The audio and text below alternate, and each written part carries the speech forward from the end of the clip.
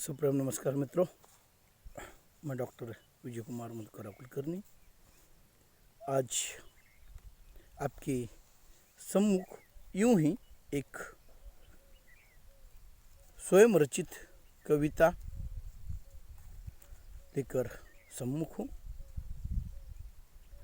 वैसे तो व्यक्ति का हर एक का नज़रिया होता है, कभी कभी कल्पना होती है, कभी कभी अपने मन के कुछ विचार कविता के माध्यम से बाहर आ जाते हैं। वह कभी कल्पना पर आधारित होते हैं, कभी समाज का चित्रण होता है, क्योंकि साहित्य समाज का दर्पण है।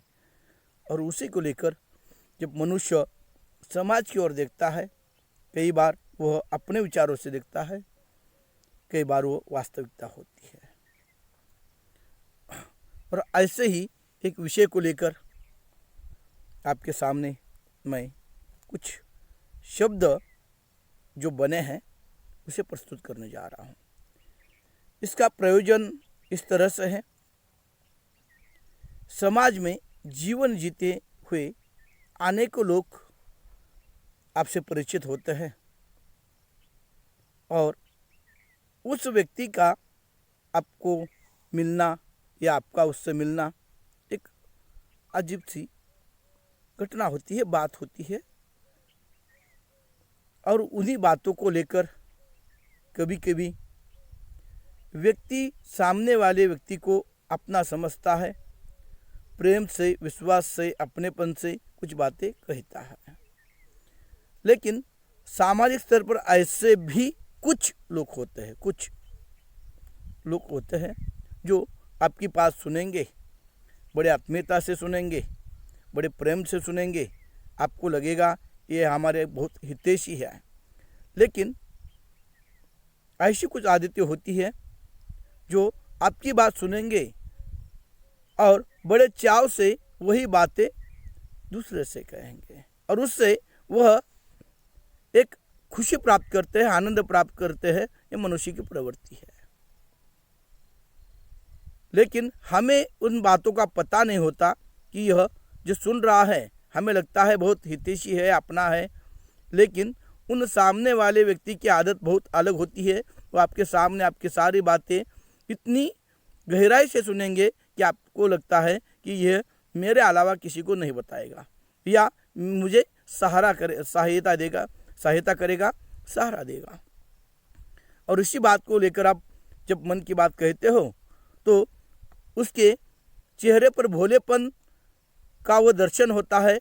जब हम उसे कुछ बात कहते हैं वो बहुत आश्चर्यजनक होता है। लेकिन जब हम वहाँ से उठकर चले जाते हैं या वहाँ से कहीं और चले जाते हैं या वह व्यक्ति किसी और के पास चला जाता है तो उसका वो तरीका बदल जाता है और वह उसी भोलेपन से हमारी बुराई उस व्यक्ति के सामने करने लगता है। फिर भी हम उसे भोला कहते हैं। और इसी विषय को लेकर यह काल्पनिक भाव से लिखी गई कविता आपके सामने प्रस्तुत करने जा रहा हूँ। कविता का नाम है वैसे तो वह भोले है। स्वयं रचित कविता, व्यंग कविता इसे कहते हैं। व्यंग शैली में लिखी गई ये कविता। कवि कहता है, वैसे तो वह भोले है, वैसे तो वह भोले है, सिर्फ आग में घी डालने की आदत है। वैसे तो वो भोले है, सिर्फ आग में घी डालने की आदत है। नहीं तो वह बड़े भोले हैं, नहीं तो वह बहुत भोले हैं। वह सुनते हैं बातें अपनेपन से, वह सुनते हैं बातें अपनेपन से, इसलिए भी वह भोले हैं। वह सुनते हैं बातें अपनेपन से, इसलिए भी वह भोले हैं। हाँ, सिर्फ वह इसकी बात उसे और उसकी बात इससे कहते फिरते हैं। हाँ, सिर्फ वो इसकी बात उसे और इसकी बात उसे कहते फिरते हैं। नहीं तो वह बहुत भोले है, नहीं तो वह बहुत भोले है।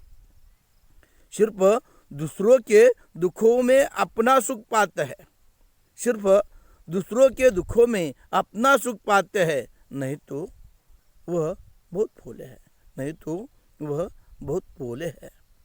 वह बड़े नेक भी है, वो बड़े नेक भी है, कभी किसी के सामने दिल नहीं दुखाते।